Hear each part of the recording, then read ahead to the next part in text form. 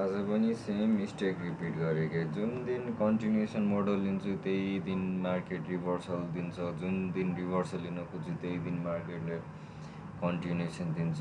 म कस्तो अचम्म लागिरहेको छ यार।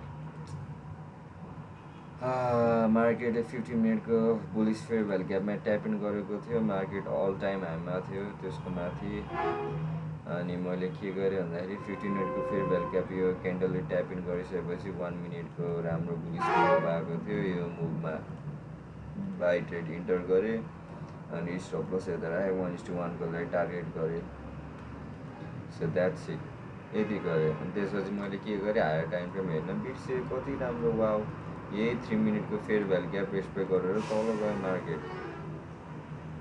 कस्तो बुलसिट, कस्तो सिली मिस्टेक गर्न थालेको यार। यहाँबाट ट्रेड एक्जिक्युट गरेको 1:1 त इजिली हिट भइसक्थ्यो। 1:2 नै दिन्थ्यो मार्केटले। फक, के गरिरहेको छु, के भइरहेको छ यार नबिस तिमीलाई।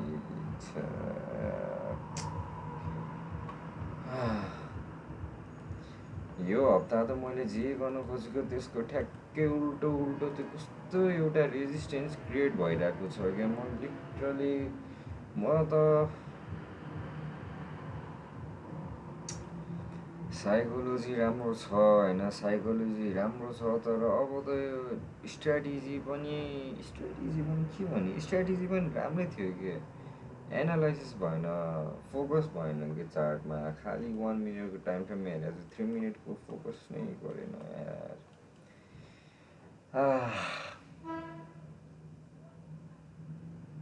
कस्तो राम्रो बेरिस ट्रेड थियो यार।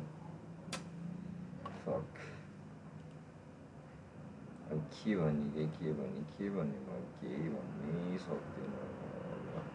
मिस्टेकबाट लर्न गर्न खोज, त्यही हो नबिस।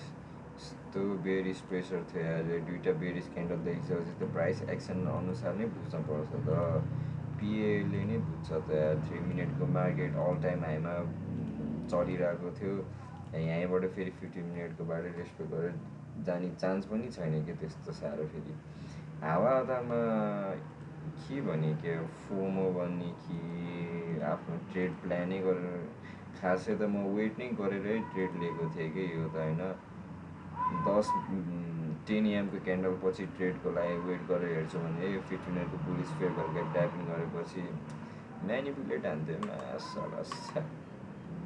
के गर्ने यार।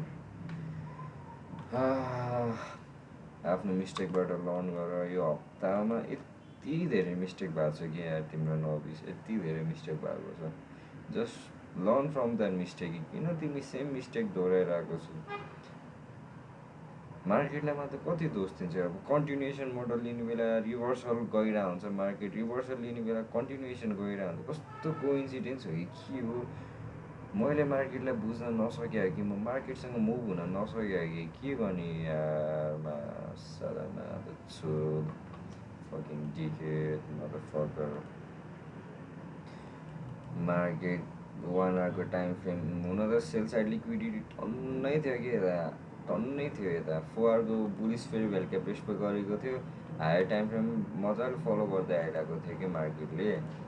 15 मिनटको टाइम फ्रेममा नि market new York session open हुने बित्तिकै एकदमै बुलिस थियो। 5 मिनटको टाइम फ्रेम आयो, मार्केटले 10 AM पछि एकदमै बेरिस मुभ दिन थाल्यो।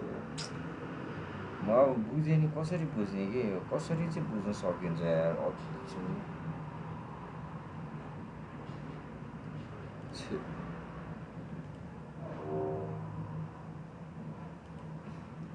गाह्रो लाग्न थाल्यो मलाई अब अहिले आएर चाहिँ, लास्टै गाह्रो लाग्न थाल्यो कि अब।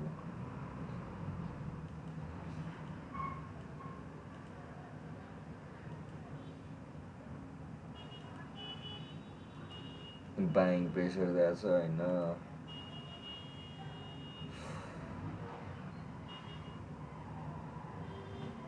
Done for the day, already loss